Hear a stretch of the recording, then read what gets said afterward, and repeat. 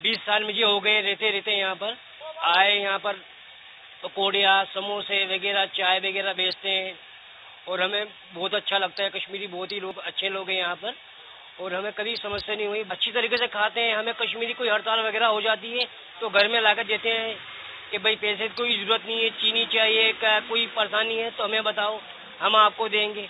हमें कोई टेंशन नहीं है। यहाँ पर कश्मीरी कौम जो है बहुत अच्छी कौम है। हम भी तो रहते हैं यहाँ पर, हमें तो कोई आज तक कश्मीरी ने नहीं सताया।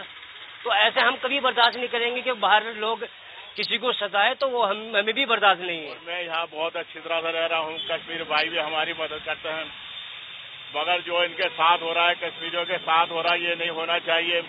हम इसकी मजम्मत करते हैं। हम यहाँ मेहनत करना है, ऐसे वो वहाँ मेहनत करने के लिए गए हैं, उनको ऐसा नहीं करना चाहिए।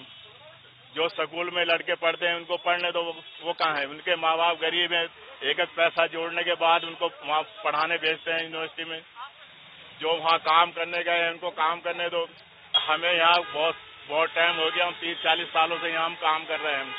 आज तक किसी ने हमको कोई मतलब सताया नहीं, कोई प्रॉब्लम नहीं है। हम इसकी मजम्मत करते हैं।